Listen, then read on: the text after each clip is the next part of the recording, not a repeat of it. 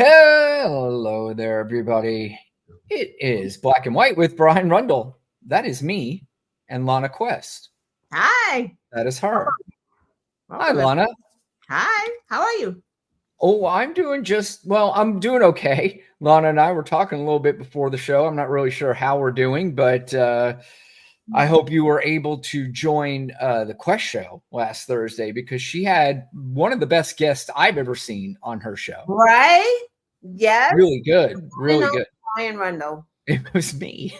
How do we go wrong? It was the same show, except she was on this side, I was on that side, and Lana was running the show. So, but it was great, and I loved being on, and we had good discussion and good conversation. So, if you don't mind, go check out the Quest show and like her show and subscribe to it, and check out her latest episode. And I would suggest you check out all of her episodes. But we would also. I never do this in the beginning, but if you could like and share and subscribe to this little show, we would appreciate that as well. We went over 600 subscribers as well. So it is, we're moving right along. And as Lana and I have said, it is not easy, but we do our best. And like I said, her and I, if we're just sitting here yapping at each other all day, we don't care at this point. But we do enjoy anybody that does join the show. We do have some regulars like Angel and Baby Juggernaut who always join us, and some others, and we always appreciate them. But I don't know. You ready to get started? Yeah. Okay. So before, I had a few clips lined up, but before the show, there's always breaking news, like literally every time before we go on. And this one was good news. A federal judge on Tuesday said that Elon Musk and Doge likely violated the U.S. Constitution with its accelerated shutdown of USAID, the U.S. Agency for International Development. The shutdown harmed public interest and deprived Congress of using its constitutional authority as the public elected representatives to decide what to do with an agency it created, the judge said in its written opinion. So, we talked about this before, Lana, that a lot of the stuff that this administration does is going to be tied up in courtrooms, Right. And they're going to win a few, but it looks like they're going to lose a lot in at least the federal side of it, which they have. But, part of it is I'm wondering if they really care. I'm wondering if they're just going to throw everything they can and have things tied up in courts all the time, and then eventually get to the Supreme Court, cross their fingers, and hope that the Supreme Court that they put in place favors with them. So, we'll see how this plays out. Lana and I were talking before the show, and one thing I was telling her is that if they do get even half of the things through the Supreme Court, and the Supreme Court rules in their favor, then this country is really just going to be done. Yeah, I mean,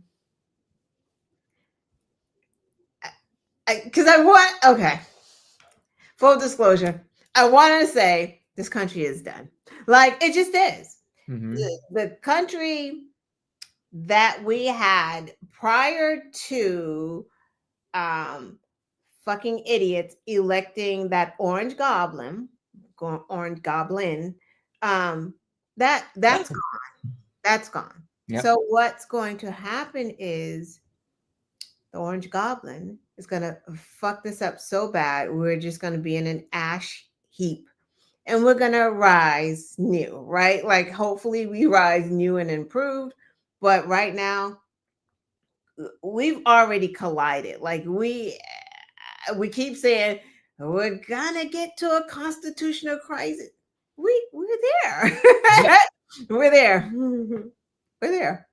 There's no question that's going to lead certainly to our next story. But, you're right. And it's kind of it's a sickening feeling. And the other thing about it that is sick is that you have a lot of people in this country who are very low-informed voters who celebrate this and think this is a victory for them.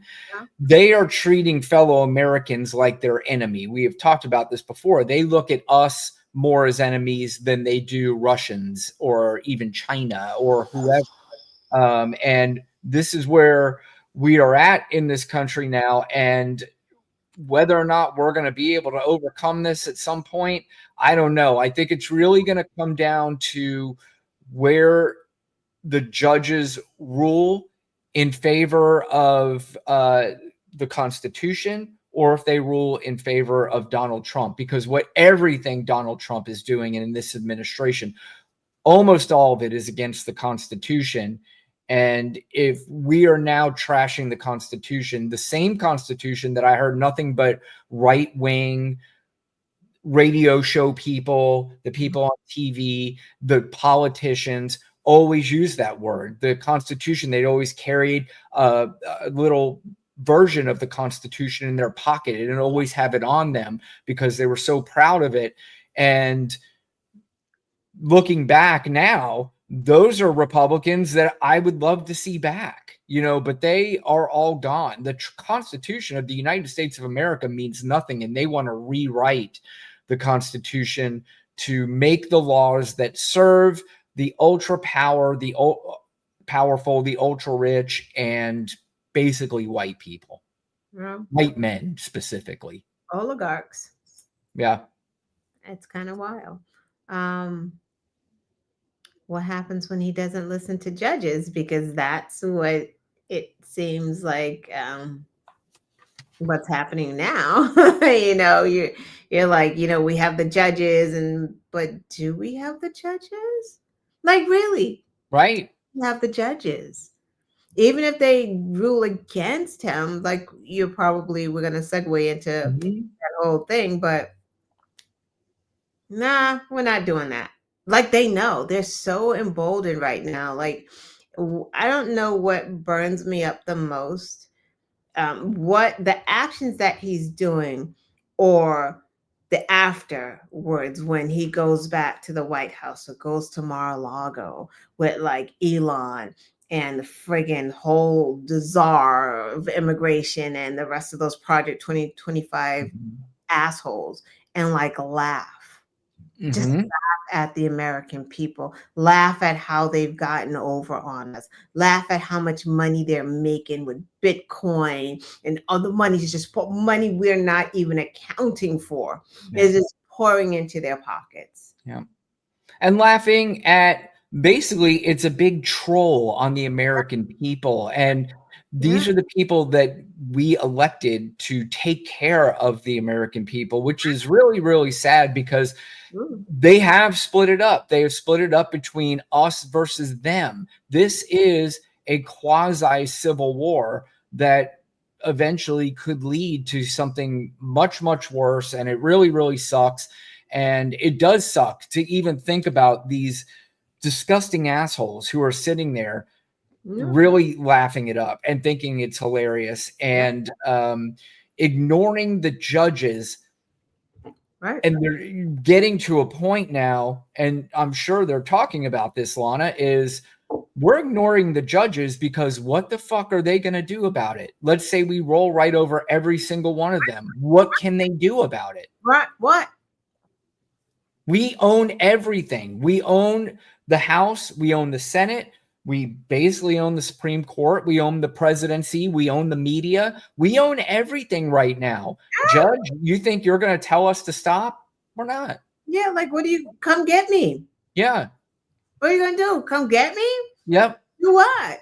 We own the Department of Justice. You think they're going to come get me? Right. Department of Defense. Trump has no qualms about turning the military on Americans. Yep.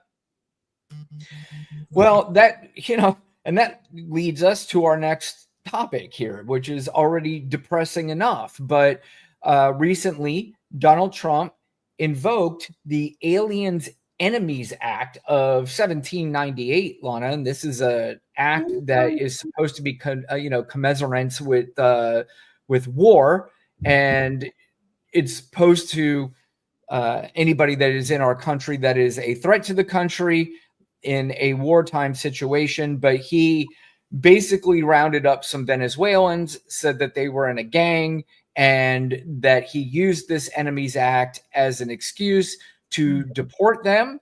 And federal judge blocked it and said, no, you cannot do this. And he said, yes, we can, despite the fact that none of the guys had any criminal records, that despite they did not receive their due process. And that really there is no proof at all that they were part of any Venezuelan gang. Right. But just to round them up and say, get out of here. It's funny, Lana, I was thinking about this. You know what it kind of reminds me of? Reminds me of the Central Park 5 in a way. Right. With Donald Trump. Right. It's basically saying you're guilty without any due process, right, and punishing these people. And the crazy thing is, like, MAGA gets it so confused because the hate and racism just like drives them. Yeah. And it's like, this judge did not say that these people were not criminals. Yep. He's not making a decision on that.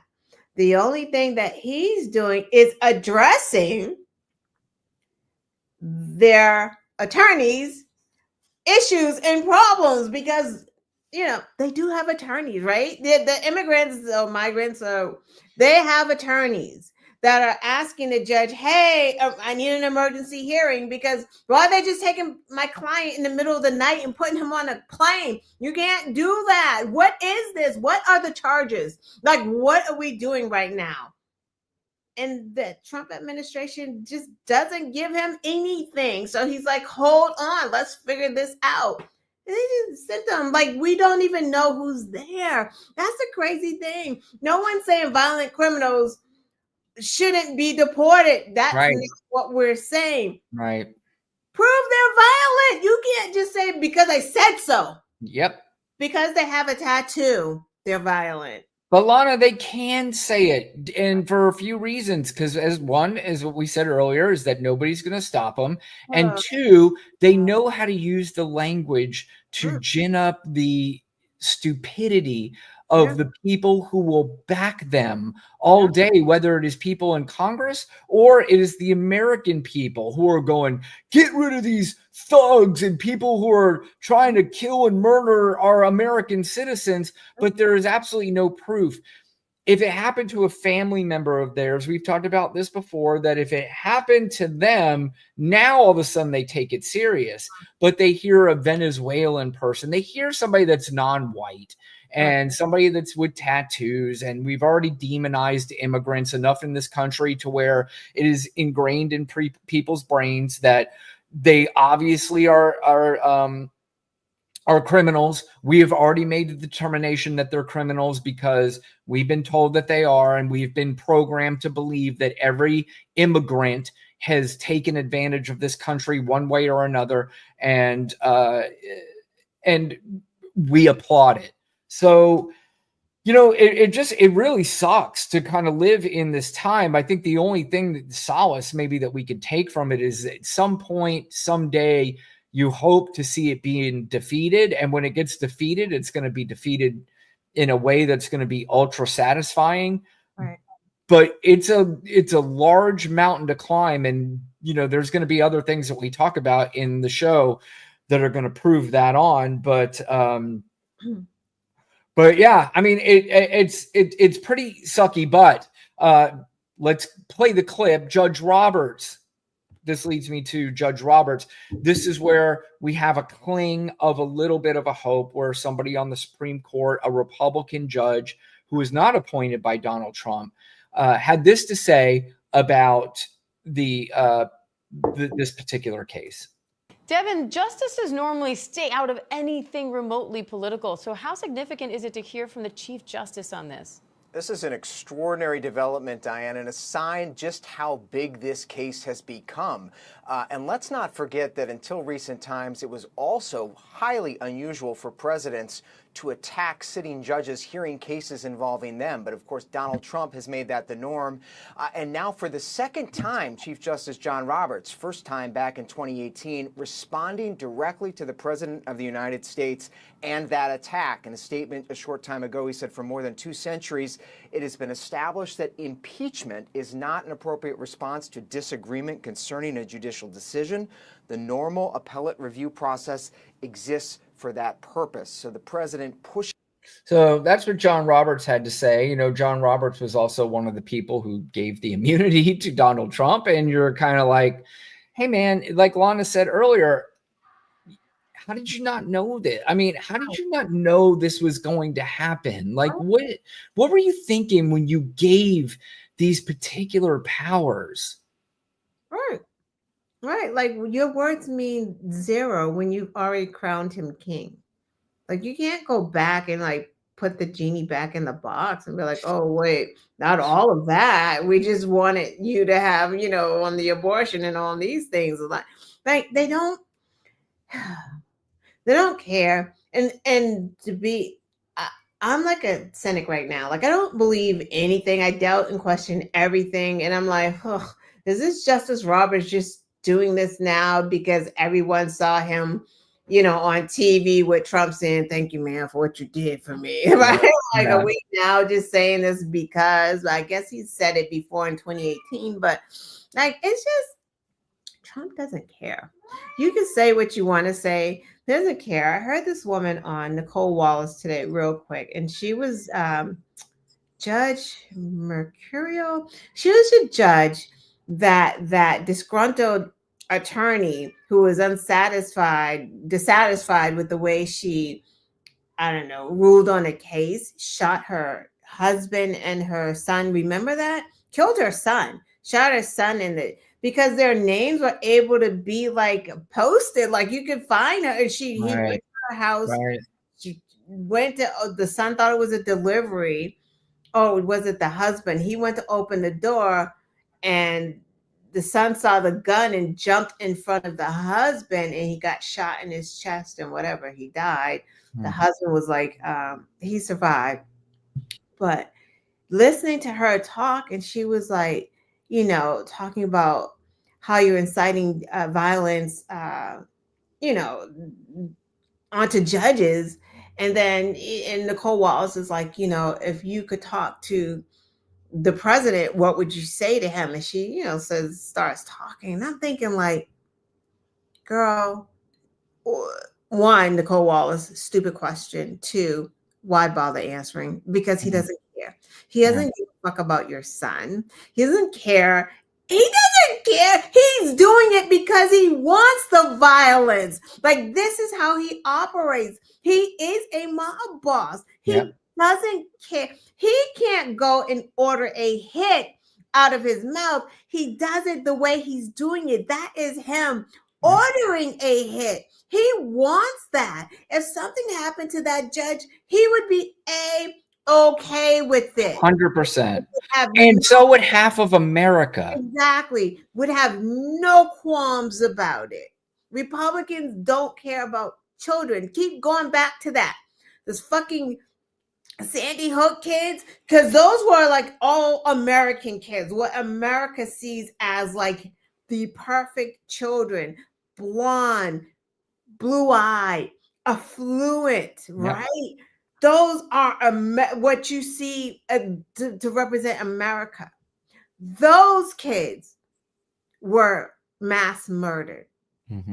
And the Republicans still could not pass gun reform when they saw their own type of children.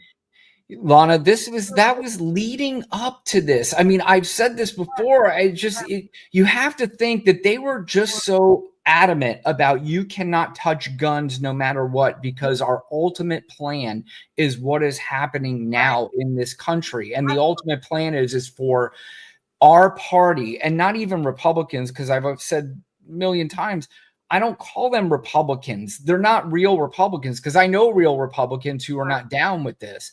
This is a movement of a minority group of people that are now taking over and want their people basically stacked to the T's with weapons and all this stuff just in case things go down. Why did you remember? You always used to hear people are like, we need a well-formed militia in case the government takes us over. This is the kind of mentality that they've always had, that they've always wanted to go to war against either a government or now their own people. Right. And this is what it's come down to. And it's scary. And unfortunately, there's just too many people who do not understand what is happening in this country.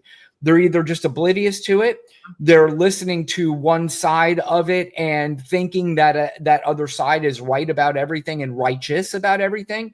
Right. What else bothers me is a lot of the people that are buying into this nonsense are the ones who all have God and Jesus in their bios on Twitter or on Facebook or whatever it is.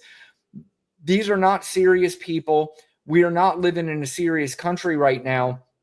But things are about to get really serious if people don't wake the fuck up.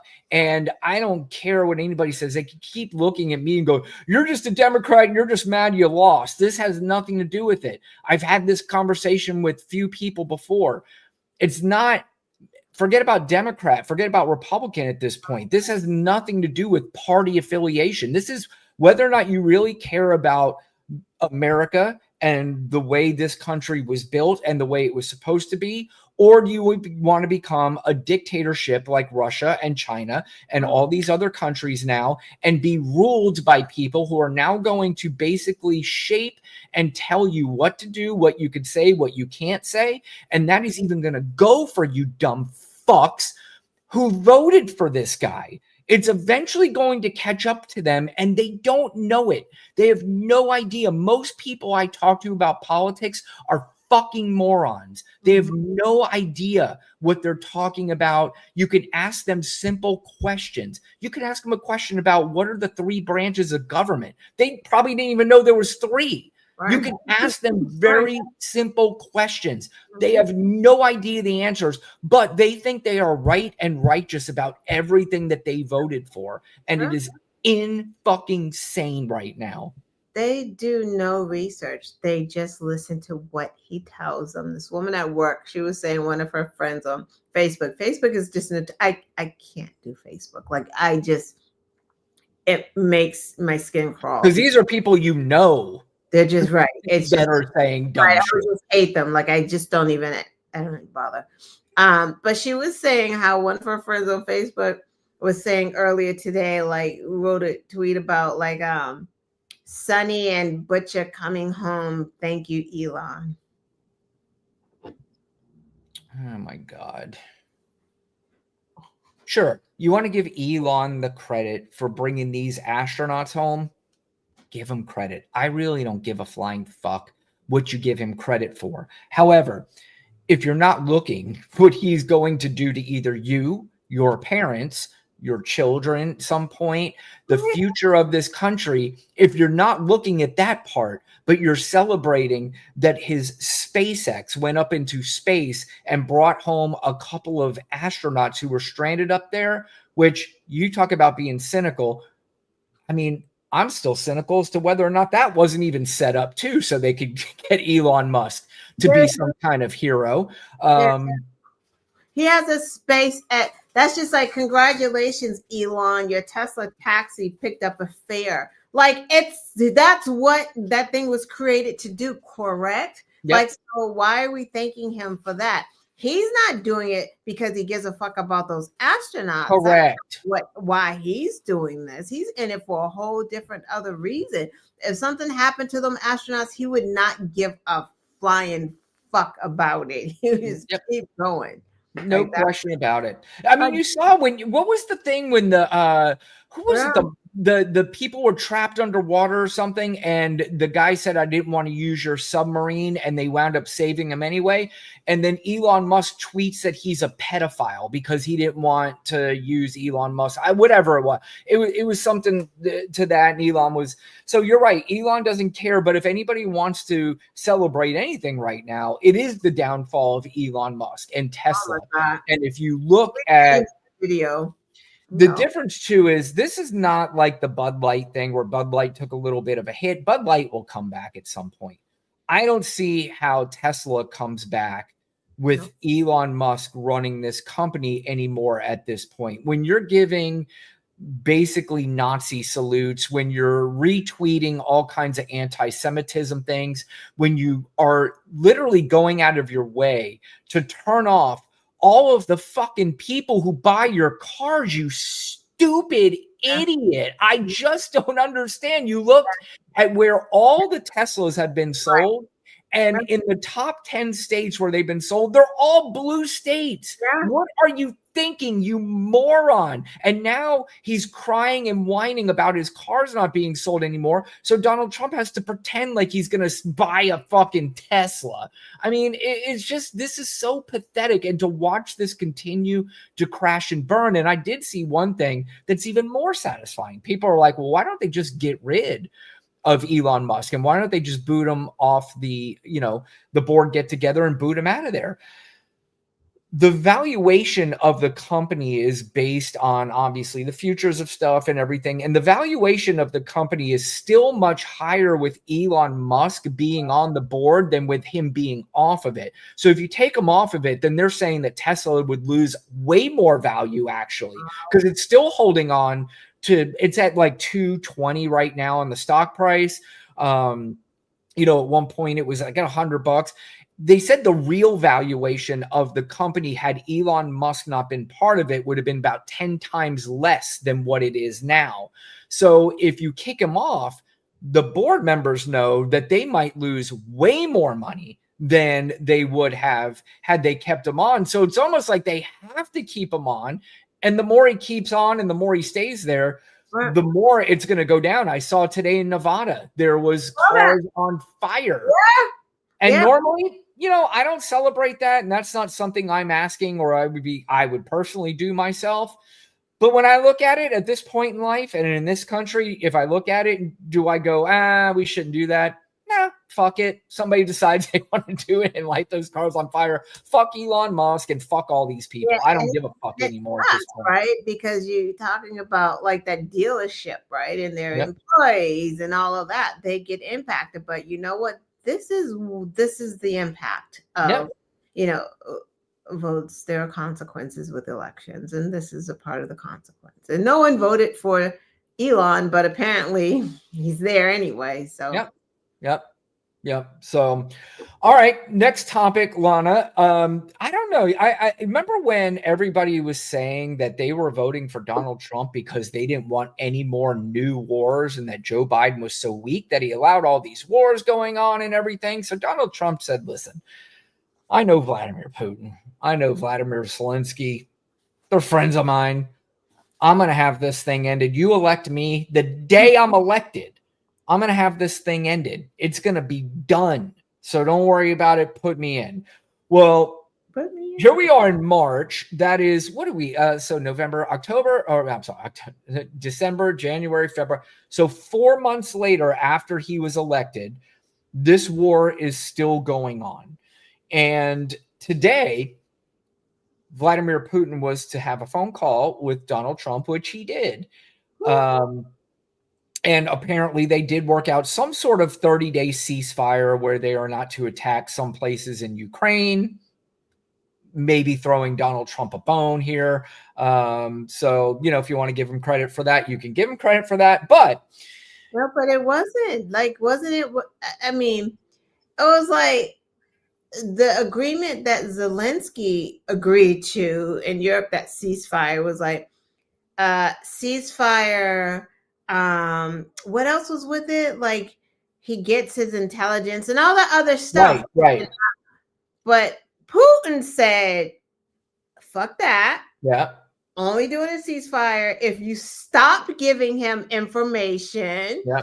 Right? It's like, I get all of this. Like it wasn't a ceasefire. And then he turned around and they said he did more bombing. Like, so if he wanted a ceasefire, he would have just stopped to say, this is my good faith effort. Like he doesn't. Trump did nothing today on the phone with Putin. Putin didn't agree to anything that. Again, the 30-day ceasefire, but the bottom line is this. The only phone call that needs to be made in between the two parties is a, look, fucker, you invaded this dude's country. Right. Stop. And if you don't stop, we're going to send more weapons. We're going to send more artillery. We're going to do everything we can to make sure that you become weaker and weaker, because that's where the pressure should have been, right? Like right. And that's where it was with Biden. With Biden, that's exactly why Vladimir Putin wanted Donald Trump to win. Right. But he still owns Donald Trump, because look what happened when you were on stage. I don't speak Russian. Do you speak Russian, Lana? A little. No, a little. Well, you know what? I'm glad you're probably taking Russian lessons, because we're all going to probably have to start speaking Russian here pretty fucking soon in this country. We're going to be trading with Russia. No question. But neither one of us speak Russian, but I don't think you could really miss the body language of Vladimir Putin when he was being interviewed on stage today, and the interviewer said, "Hey, don't you have a call with Vladimir Putin?" This is his response. Donald Trump. Дмитрий Сергеевич Песков, yes. У вас разговор должен до 18 часов состояться с Дональдом Трампом. Не знаю, насколько он... Работа такая. Ну, не знаю, сейчас надо посмотреть, что на эту фразу скажет Трамп. Может быть, он любит интервью давать, может уже отреагирует. Трампа не упоминал, я Не-не-не, он узнает, что у нас дискуссия. He said he can wait, and you have the entire Russian crowd laughing at him. You probably have the entire Russian country laughing at him. This is the same exact guy who basically put naked photos of his wife on TV the day he was elected, basically saying, "You still know I own you, right, motherfucker?" That's what he's doing. I don't know what MAGA is seeing here, because that shit was obvious. MAGA's not seeing it, Lana. Is that what it is? They just don't. They just did. Well, they're not playing that on Fox News, but like they were on Twitter. Like, is this everywhere? It's not. Right. It's. Let me tell you. One, those oligarchs look serious as fuck and dangerous. But it's just like you said, he's like, he doesn't respect Donald Trump. It's like, yeah, that motherfucker can wait. Any other country, you're talking about fucking America is on the phone for you. Yep. You right away. He had to have planned that on purpose to have that call right when he knew he was doing something, because he didn't fucking care at that motherfucker's gonna take my call whenever I call him. Yep. That's the president of the United States is supposed to have more respect than that. Motherfuckers are like, whenever I get there, I don't care. Yep. Don't worry about it. Hey, you know what's funny is that for years, all I've been hearing is about, well, you saw what happened when Biden was president. Vladimir Putin went in and attacked Ukraine. I can tell you, I've never seen a clip with Biden being president or Obama being president where he laughed at them saying, "Hey, don't you have to get on the phone with Biden, or don't you have to get on the..." He didn't laugh at no Biden. He didn't laugh at Obama. But he is laughing at Donald Trump, just like all of us are. Well, most of us are. Right. He didn't most even intelligent laugh at Hillary Clinton. He did not laugh at Hillary Clinton. No. Feared Hillary. But she was Secretary of State. Yes. Well, just in general, when she ran for president, right? He was not laughing at her. He was not posting shit about Bill Clinton on Russian TV. He took her as a serious foe. Right. Yeah. So like there was no laughing. Trump to him is a clown. Like he's laughing at the American president. And you have people going around saying Putin's scared of him. I assure you, you could see Vladimir's not scared of him. Just like we said, Melania, he was showing naked pictures of Melania the day he won the election on state TV there. He's And not afraid of Donald Trump. Where do people get it? Well, I know where they get it because these are very low informed voters. I will tell you, literally every single person that I know that voted for Donald Trump, I could sit down and talk to them for 5 minutes, ask them 5 questions, and they have no clue on anything on how to answer the question. Absolutely no clue. They have no idea what they voted for. They have no idea what they're talking about. All they heard was morons like Joe Rogan and all the right-wing media that they listen to, which we're going to talk here about it. We're going to talk about here in a second. But Lana, you want to play? I got one more clip. This is how you handle Donald Trump. You humiliate him and you laugh at him. So we recently saw where he says, again, we talked about a constitutional crisis, and you have a president who just says he's going to run over everything. And I know to a lot of these dudes who think they're quote unquote alpha men, by the way, if you call yourself an alpha male or think of yourself as an alpha male, you're as far from an alpha male as you could possibly be.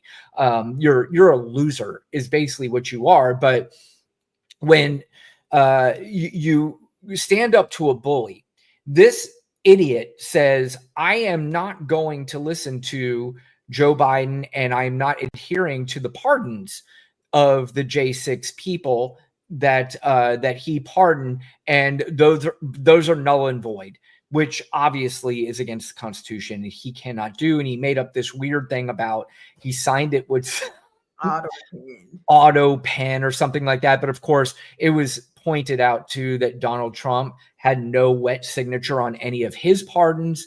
So, God, this country's so fucking stupid. I can't take it. But here, Lana, is Adam Kinzinger.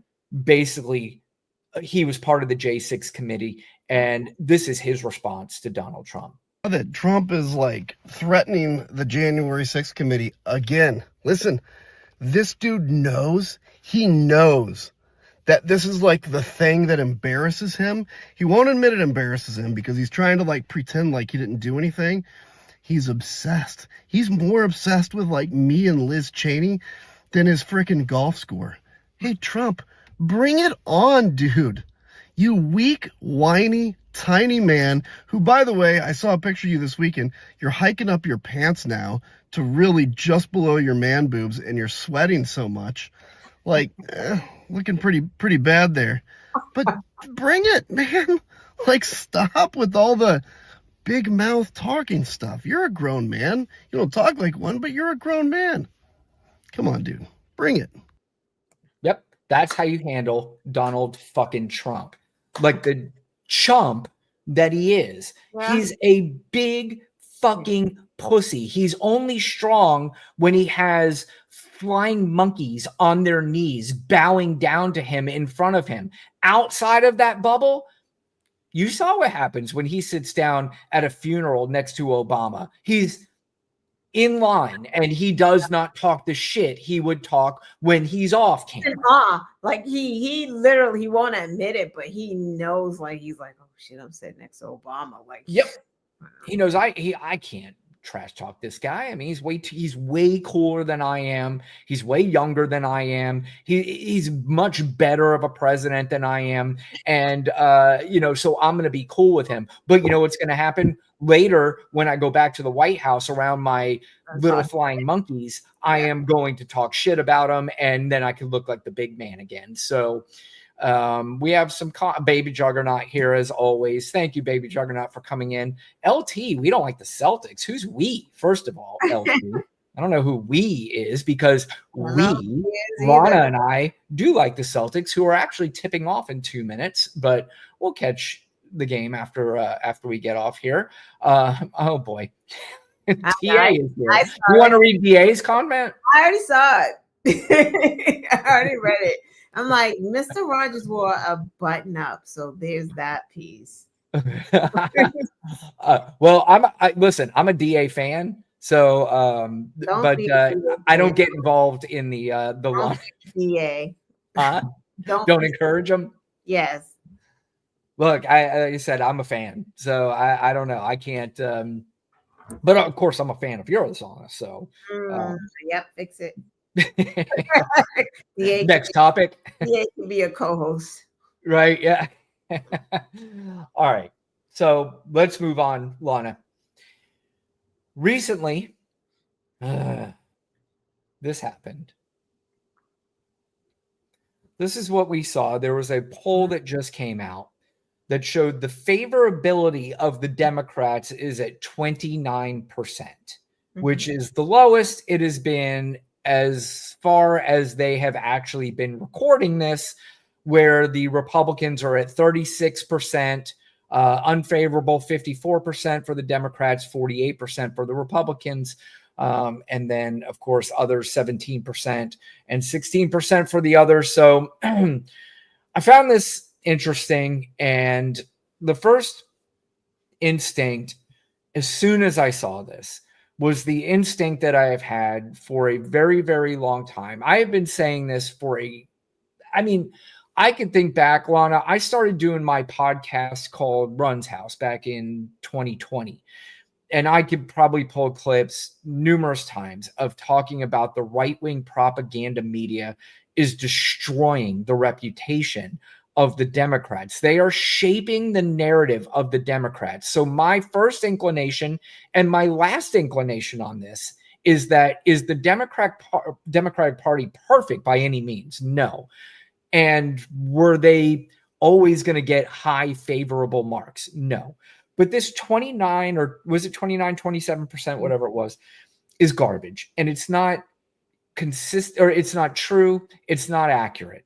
These people who are answering these questions now, most of them, again, are low information voters. They are just answering these questions based on what they hear from these podcasts, from what they hear from the news media that is dominated by the right wing. Even if you're watching CNN or MSNBC, they're not 100% on the Democrat side. So even if you switch over to that for a few minutes, you can also throw in a lot of people who blame the Democrats for what's going on in Israel and Gaza or Palestine, which is absolutely outrageously ridiculous in my estimation. And then social media. And that's another thing I'm going to show you here in a minute. But the landscape is dominated by right-wing talking points. That's why you're getting this poll on the Democrats. Are they perfect? As I said, no, they're not perfect. But that is a nonsense poll. And this is just more fodder for people to go around and say, see, the Democrats suck so bad that even their own people hate them. And some Democrats may have answered that question based on Chuck Schumer gave up what he did. I don't know when that was asked, but you may be disenfranchised with the Democratic Party because they lost the election to somebody they should have never have lost to, the way they handled Joe Biden stepping down. There's all kinds of answers they could have given there. But to me, overall, that's a nonsense poll. And that's something that if anybody approaches me on it, I will run them over because I don't buy into it. Yeah. I mean, like you said, I think it's the wording of that poll that's the key, right? Like if they asked it like favorability, that can mean so many things. Because if you asked me my favorability with Dems right now, like how I feel, it wouldn't be great. Right. But if you asked me if I would fucking vote for Democrats, like if there was an election tomorrow, I would say yes. Right? It would be an emphatic yes. Yeah. So the question is a trick question. Yep. To elicit exactly what it got. But I'm glad that Democrats didn't really pay it any mind. We just keep rolling with it, right? Like all of the shit you cannot pay attention to and address. We just have to do what we do because that is nonsense. And it's the wording of that for sure. And you know what else, Lana, is that's another poll that'll be talked about for a few days, a week, maybe. You're going to have the flying monkeys who are going to remember this forever. And they're always going to throw that, what about 29% approval rating for the Democrats? I've already heard it when you listen to any of the TikTok lives, when you hear any Democrat or MAGA person on Twitter, they respond with that. This is their new talking point. They're going to use this as long as they can until that fizzles out. But like I said, everything fizzles out. But as I was saying, I did see this. There was this Media Matters. Have you heard of them? Mm-mm. Well, they did a study on who are the most influential and who has the most followers on social media. And this is what they came up with here, Lana. As you can see, everything in the red obviously leans towards the right. Everything in the blue leans towards the left. You could see the bubbles here. And what is noticeable on here, Lana, there's a couple things. One is that the biggest bubbles are the ones that lean right, and the most amount of bubbles lean right. We have who leads the pack here, Joe Rogan, who used to be a guy, and I hear all this all the time. He used to be a Democrat. Joe Rogan used to never be a Democrat. He used to have liberal views. He may still have them. I don't even know. But he got red pilled. I don't know what happened to Joe Rogan to go really far right. I'm not listening to this thing that the Democratic Party went so crazy that Joe Rogan changes. Because if you listen to Joe Rogan on his political views, he's so fucking dumb that if he even claimed to be a Democrat, I'd say, no, he's not a Democrat. He's an idiot. Even if he was talking Democratic talking points. Probably doesn't even vote. It's possible. I'm sure maybe he did this time around, because maybe something is suspect about the complete turn of Joe Rogan, because it is far right, batshit crazy. Part of that did come during COVID, where COVID broke a lot of people's brains. I mean, they just absolutely destroyed the brains of a lot of people. But you see the Jordan Petersons, the Theo Vaughns, Charlie Kirk, Ben Shapiro, Russell Brand, Tucker Carlson, the Patrick David, Candace Owens, Phil McGraw. These are all people. Now, the other thing, too, that they do brilliantly is these are not all people who are like your traditional Republicans. These are all people who fell into the Donald Trump MAGA sphere, because a lot of what the narrative has come from is from these people. And the narrative about the Democrats, that all they cared about was boys playing in girls' sports, which is absolutely not true. What they cared about was open borders, where Joe Biden wants to just let people in and give them free hotels, free cars, free food, and free phones, which is absolutely not true. But if you ask a lot of these MAGA voters who voted and the people who listen to these people, if you ask them about that, they would all say that, yes, that absolutely is true. These are the people who believe that pets are being eaten by Haitians. This is why we are where we are, because people are invested in believing the dumbest fucking shit you could possibly believe in. These are grown adults with at least a high school education that are believing this, Lana. Yeah. Well, and you can't get it out of their minds. You can't get it out of their brains. The other thing, by the way, and I want to get your comment on it, the ones that have the biggest blue bubbles are Trevor Noah, which I guess he has a show. I don't even know where it is. I don't even know where Trevor Noah is, to be honest with you. And he, I know he does a pretty decent job. He was decent on The Daily Show. But you also have the Young Turks, which I can't stand, Cenk Uygur, who leads the Young Turks. Basically, they are far left Bernie bros who might as well be the blue MAGA. And then the Breakfast Club with Charlemagne the God, which you and I have already expressed all issues. What is this? They're not even a left-leaning. What That's why I said those are the three biggest bubbles, which bother me, Lana. It doesn't make any sense. Where's the Midas touch? Midas touch is they are in there somewhere. And this may have been taken prior to their, because they have catapulted now.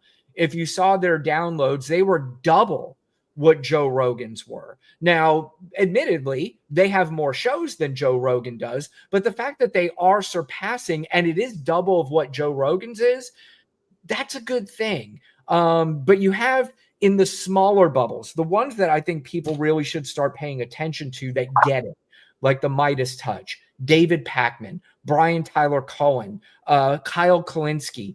Those are people who are understanding the game, and every one of their podcasts, every one of their shows are going to be basically being, this is why Trump sucks, and this is why we really need to figure out what's going on. Pod Save America's on there, but in a really small bubble. And again, this is where we're at, though, in this country, and that's why we are at in this country where we're at, because most people are following these far right-wing nutbags who either have no idea what they're talking about, they're completely unqualified to talk about politics, or they don't care about what they're saying. They don't mind lying. A couple of those people, and they're like the Tim Pools of the world, there is some suspicion that they were paid lots of money, and then when they found out where that money was coming from, it was coming from Russian oligarchs, where it was coming from. A lot of these podcasts that are backed by billion-dollar people, some of them you don't even know who are backing these podcasters. Yeah. And it's concerning. And unfortunately, we have American people that allow themselves to be duped so fucking hard by these people that you're at a point like, what can we do? Right.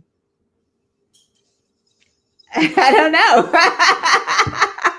We got to pull it together. We got to feel the pain. That's all I know. That's all I know. You're going to feel pain, no question.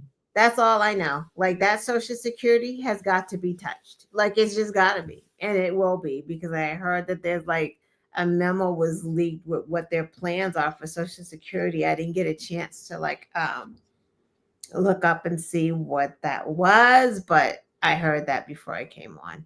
Well, there's no way they can cut enough from the government in order to justify the $4 trillion they're getting ready to up the debt. They want $4 trillion added to the debt, and they are cutting even more taxes for the billionaires. So now, how are you going to pay for the $4 trillion? And all I heard, Lana, this is the other thing that drives me crazy. Do you know there's so many of these MAGA idiots out there that think that Biden spent more money than Donald Trump did? Donald Trump doubled the amount of spending in his first term than Joe Biden did. Now Donald Trump wants to add $4 trillion more to the debt, and he cannot pay for it. The only way you're going to be able to get maybe $1 trillion out of this is to cut Medicare, Medicaid, Social Security, and of a lot of the programs that these people count on. We talked about this before. Bernie Sanders made the point of where they cut all these people from Social Security. So when they try to call Social Security, the wait time is so long, they get so disenfranchised.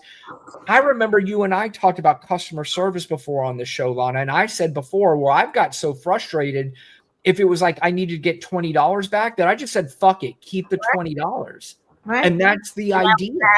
Exactly. Imagine getting through to the IRS again. Yep. Not gonna happen. Like, finally, you were able to call the IRS and get help and get someone. They said they cut it down to a 12-minute wait, which was still long, right? But that was a miracle compared to what it used to like be. An hour. It used to be like, it would be hours, or they would have to call you back. Like, you just didn't get anyone. And now it's going to be the same. Like, you're going to go back to an hour waiting if you get anyone. Like, you know what's going to be the most frustrating thing for them, though, is those people who collect Social Security, they don't give a fuck. They will sit on that goddamn phone for 3 hours. They do not care. So recently Tim Walz was on Gavin Newsom's new podcast, and they were talking about this a little bit. I will say, you know, Gavin Newsom is somebody that I had high regard for, and he's starting to go backwards a little bit on me here. Why does everyone hate him? Because he's like talking to like the enemy? No, it's not that he's talking to the enemy. I think it's that when you're talking to the enemy, I have no problem that you're talking to the enemy. What I don't like is kind of playing footsie and buddying up with these people who are clear racist, who are out to destroy this country. Charlie Kirk is not a good dude to like, hey man, it was great talking to you kind of thing. It should be more contentious.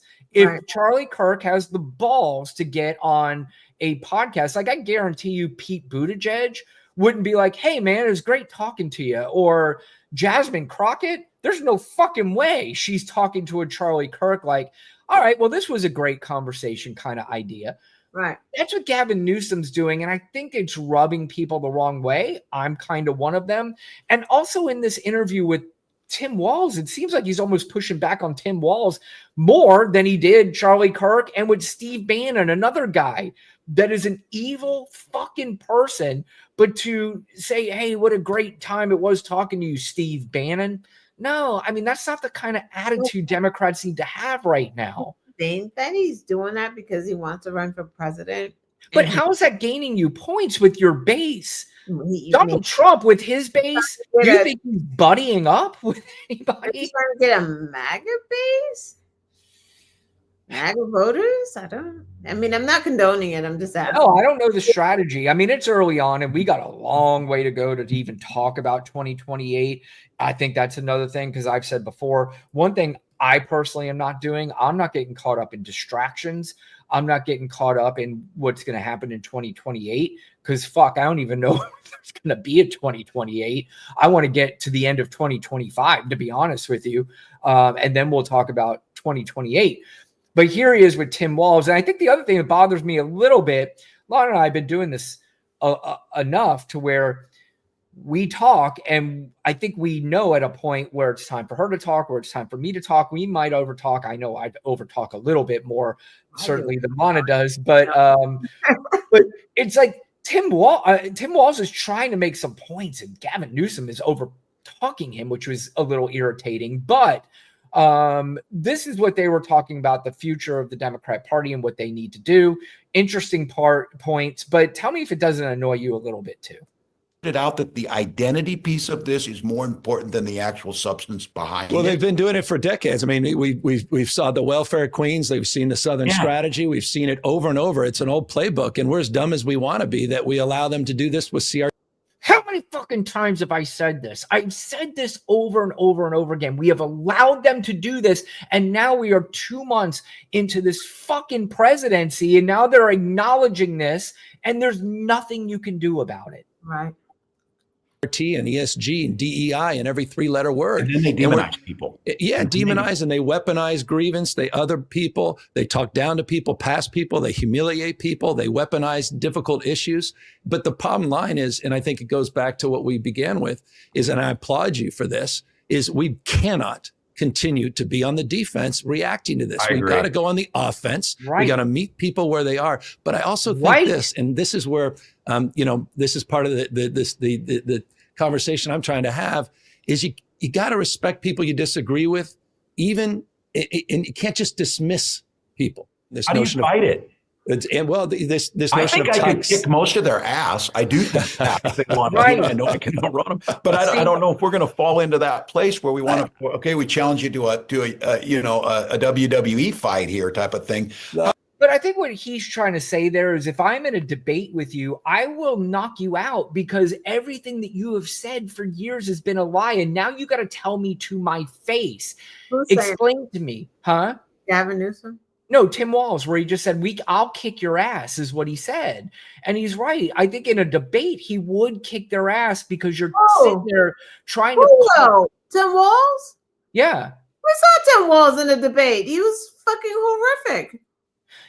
Yeah, that's true. He wasn't great. I'm like, wait a minute, I was so confused. Actually, you know what? That's a good point, Lana. Now that now that you say that, that's actually not a bad point. sucks. Like, he's not good. He's good where he is in Minnesota, but he was not good at all. Actually, it's right. Is here when you're talking amongst the friendlies, he might sound tougher, but you're right.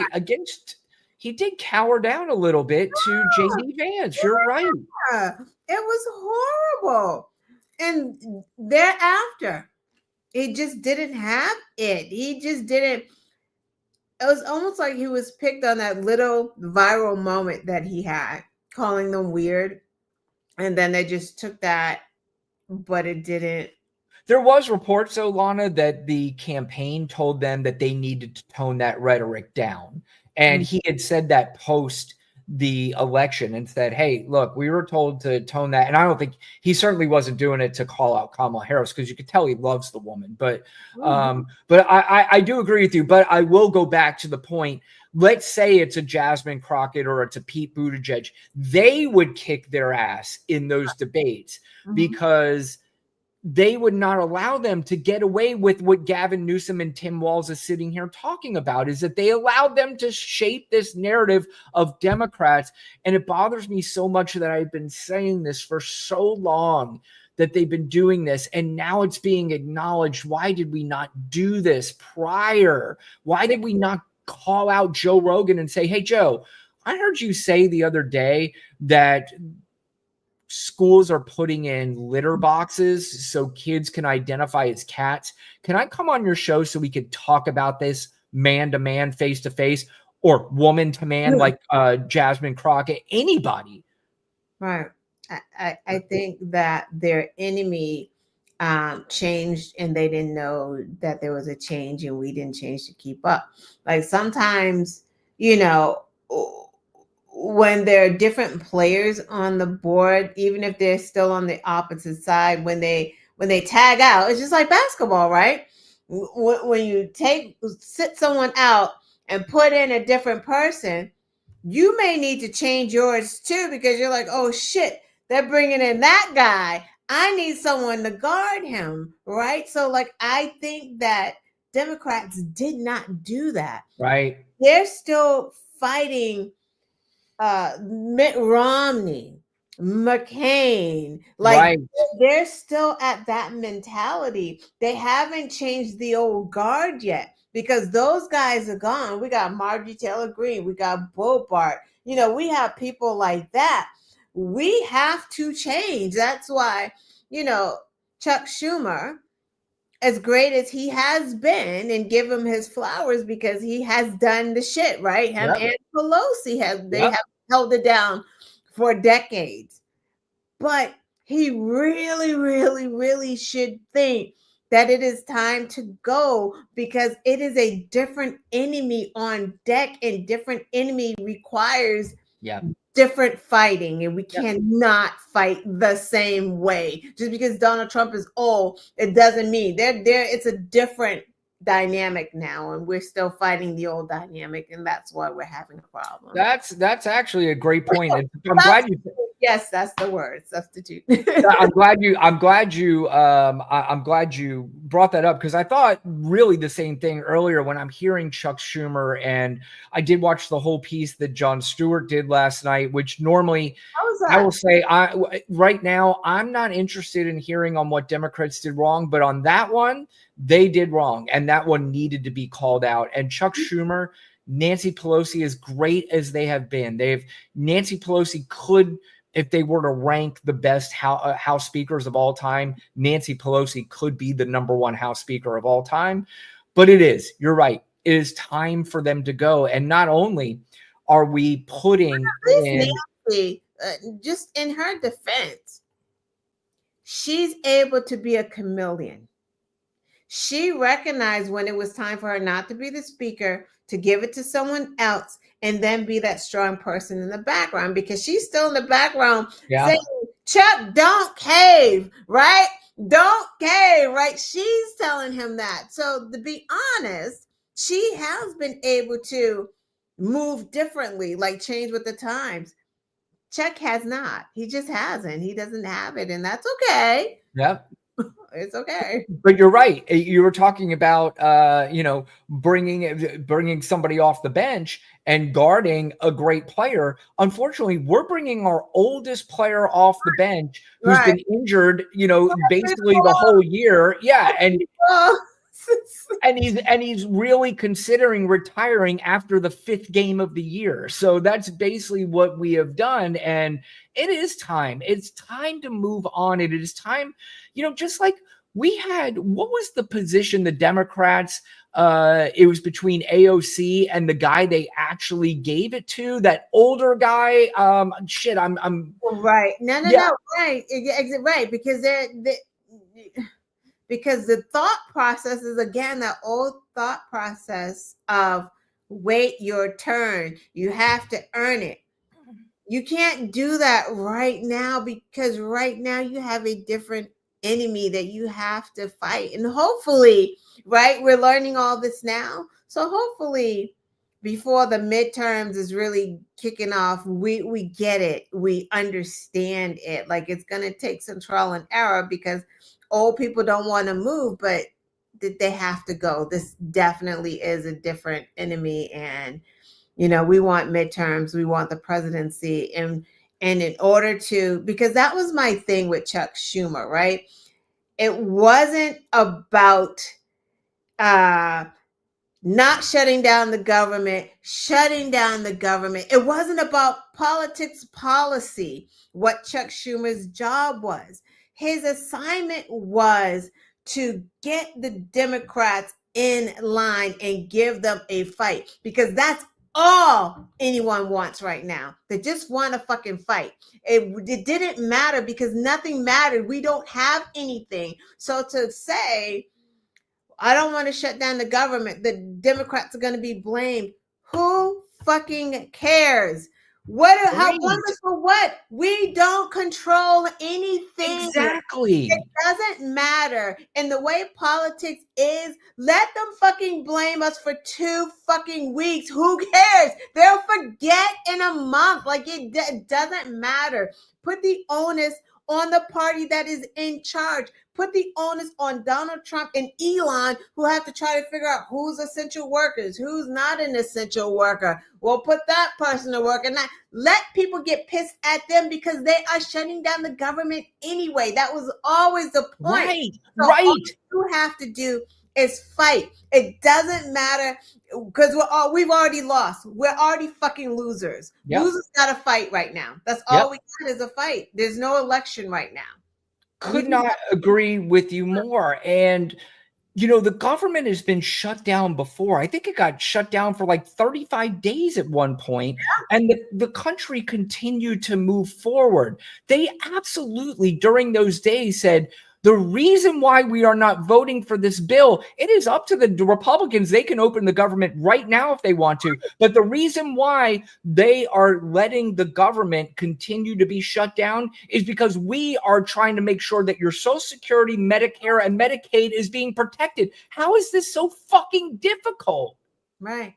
Why do they always make it so difficult? Right. And that is where the favorability comes, because it's like at some point you gotta bring Democrats back home. Like, you just do. You don't want them to continue to be ticked off, move to that party, or just not come to vote. And it's unfortunate that we have to do this kind of tactic, because, of course, in a perfect world, we would want them educated and know what they're voting for. That's just the perfect world.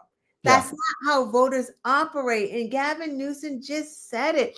You have to meet the voters where they are. And we're not meeting them where they are. We lost. Yep. We lost. We can't assume that they're going to be informed voters. We can't assume that anymore. Stop that shit. Democrats aren't the smartest of the bunch. We know that. They're fucking idiots, just like fucking MAGA. So we have to meet those idiots where they are too. We have to have the town halls. We have to explain it to them in their speak. Like, we just have to do that, and stop assuming again that Democrats are so educated. We know. No. And even if they are, you want other people in your tent. So We have to do better. That is exactly right. It is something that I swear I think about constantly, is that at some point, Democrats, nobody gives a fuck about how smart you are on these topics. Nobody cares about your stance on the reason why we're taking a step back a little bit is because of our stance on Palestine. And yet, listen, we got about right now. Israel just right. That's another thing. You know, the no war guy. By the way, the guy that we don't want any new wars. Yemen's being bombed. Yes. There's Israel just went and just this whole ceasefire said, fuck it, we're going back and bombing again. How many people did he kill? I can't even remember. It was 400. Like it was a lot. Maybe it was 400. And my mind is like, no, it can't be that much. But maybe it was. It was crazy. Well, Lana, here's a guy named John Larson. He sounds like he's got some fight in him. This is the kind of attitude I think I'd like to see more out of the Democrats. The independence of the committee. Where's the legislature? Wait a minute. We're an equal branch of government. And you start off with a blather? And yet, look at the empty seats here. Where's Elon Musk? I'm sure he's a genius and is a very credible person because of the wealth he's accumulated. But that does not put him above the law or the responsibility to come before this committee in this Congress. If he's so great, if these plans and all the fraud and abuse that he's found are so eminent, why isn't he here explaining it? You know why. Because he's out to privatize Social Security. That's the kind of fight that you need. I mean, just we got to stop the bullshit. We got to stop. But that fight goes nowhere, right? Yeah. We have to get to the town halls. Like and we're doing it more and more. That's the only way. Town hall, you say that kind of thing, or at a Republican town hall. Right. Then you get on the local news. Nobody hears that. We need that fight. You're right. That's the kind of fight we need to see, but we do need to see it, just like you were saying and they were saying earlier, and I was saying, it's got to be in front of them, not in front of Congress, where nearly no MAGA is watching that. They have no idea that happened. There's no fucking way. No. They have no idea. They all think Elon Musk is a hero and that he has their best interest, and they have no idea that Elon Musk is out to fuck this entire country.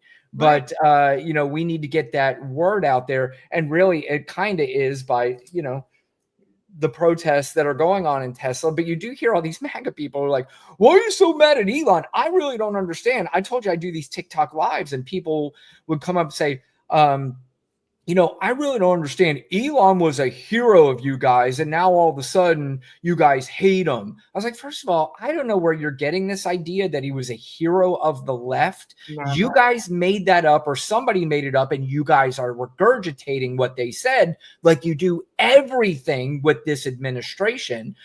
Elon Musk has never been a hero. He certainly wasn't hated the way he is now, but he's hated now because of what he's trying to do to you, to me, to all of us. You guys don't get it. And it's so frustrating to see. You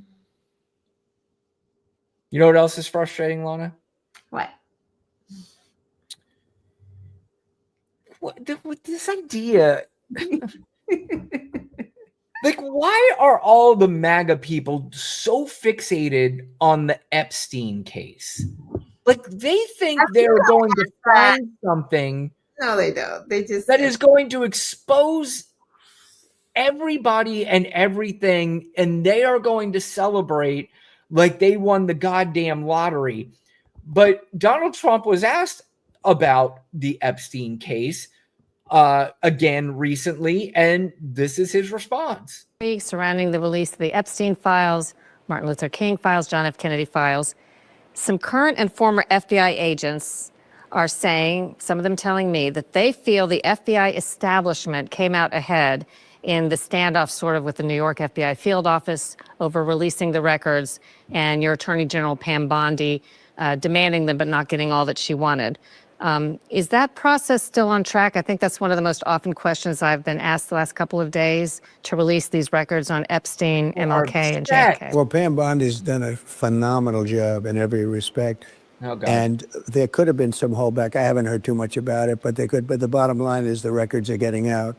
The Kennedy records are getting out. Those are the ones I really wanted to see. Not the what most she was of the asking about, Kennedys. Johnny. And, during my administration, as you know, I released a lot of them, but then a lot of people started coming in, people that I respected, people that worked for the administration, asked me not to release the rest. During his first administration, I released a lot of them. What did he release? I don't know. Okay. And I respected that. They gave me certain reasons, but I respected that. And I did say, I must tell you, I said that probably wish I did release the whole thing because I have no idea what's in there. But since then they found, and we found 2,000 more documents on Kennedy. And the one they want most is Kennedy, and it's going to be released. It's moving along, and it's moving along pretty rapidly. It doesn't go that weeks rapidly. maybe, or longer? I say weeks. Yeah, I say weeks. No, the one they want the most, obviously, is the Epstein file. I found it hilarious when he said, no, the one they want the most is, when he said, I don't even know what's in it. That reminds me of somebody that killed somebody and has got somebody in the trunk, and the police pull him over and say, yeah, you can check the trunk if you want to. There's nothing in there. I mean, kind of giving up the, huh? No, I said, it's not even my car. It's not not even my car. I mean, sure, check the trunk. I mean, something there. I don't know anything about it. How'd that get there? Yeah, what? Oh my God. What? That's crazy. I thought I heard something wrestling around in the back there. Thank you, officer. Lana, do you remember this clip? Because he was asked about this months ago. We talk about this like, this is what's, I just don't understand these MAGA people. I don't understand how you can walk around life just proud of your stupidity. He was asked about this as he was on the campaign trail on Fox News. Do you remember this this reaction? Classify the Epstein files. Yeah, I would. All right. I guess I would. I think that less so because, you don't know it. You don't want to affect people. That went from a maybe, I guess, I don't know. People's lives if it's phony stuff in there, because there's a lot of phony stuff with that whole world. But I think I would, or at least Do you think that would restore trust? Help restore trust? Yeah, I don't know about Epstein so much as I do the others. Certainly about the way he died. It would be interesting to find out what happened there, because that was a weird situation, and the cameras didn't happen to be working, et cetera, et cetera. But yeah, I'd go a long way toward that one. The other stuff I would. First of all, who listens to this guy and goes, he's just smart or intelligent in any fucking way? Every time et cetera. He's just dumb. Like, it's just, it matters. Like, oh my God, he's so smart. Kamala's dumb. Like, okay. Yeah, Kamala can't even string any words together. What did they say? Like, do they not hear him talk? This is just as I just don't understand. You just played two clips where this guy was asked about the Epstein files and he backtracked on them so hard and so heavy. So most of these Epstein people are conspiracy theorists. Wouldn't a conspiracy theorist at some point look at this and go, maybe we got the conspiracy wrong? Maybe we should start conspirizing about somebody else in this case. If they love conspiracy theories, their theory so much. Exactly. So confused by these idiots. I just can't. Well, they're going to redact all of Trump's name. The individual one is out of there. I can't. I can't understand how stupid this country's become. I just can't get it. I can't get it. I won't get it. All right, Lana, the final clip. There was a clip that's been going around. Was from 2016. And the prophecy of this gentleman talking about the Trump administration and if Trump were to ever get power is really amazing. And he really nailed it. I mean, he nailed it right on the head. And I wanted to play this clip and get your thoughts on what this gentleman had to say, that if Donald Trump ever got into a power, how terrible it could be. Donald Trump to a third world dictator yesterday in an interview with the New York Times. How so? Well, I don't know about a dictator. I said a third world strongman. You know, he's running for president, so no matter what, he won't be a dictator unless our republic completely crumbles, which I don't anticipate it will. But yeah, here's what happens in many countries around the world. You have a leader that emerges and basically says, don't put your faith in yourselves, don't put your faith in society, put your faith in me. I'm a strong leader, and I'm going to make things better all by myself. This is very typical. You see it in the third world. You see it a lot in Latin America for decades. It's basically the argument he's making that he single-handedly is going to turn the country around. We've never been that kind of country. We have a president. The president is an American citizen who serves for a period of time, constrained by the constitutions and the powers vested in that office. The president works for the people, not the people for the president. And if you listen to the way he describes himself and what he's going to do, he's going to single-handedly do this and do that without regard for whether it's legal or not.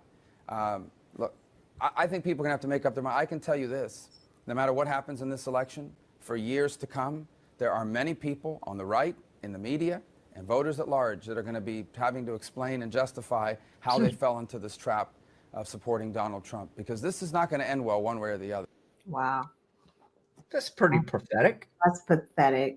Prophetic and pathetic. Exactly. Like, what the hell? Like he said, the Republican Party must have just crumbled. Like, yeah, it did. He literally said almost exactly what is happening right now.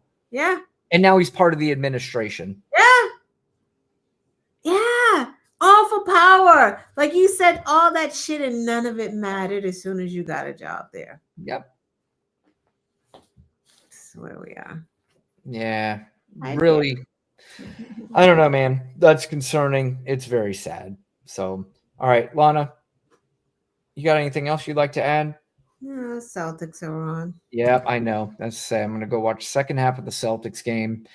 And I don't know. See what we can do to get through all this. As always, we want to thank anybody that joined us. DA, always love having you in here. Thank you, sir, for coming in. I saw the LeBron. Now I'll say I'm a LeBron fan. So I did a 180 on LeBron. I used to, when I was younger, I did not like him. When he went from Cleveland to Miami and did that, what was it, where he was announcing where he was going?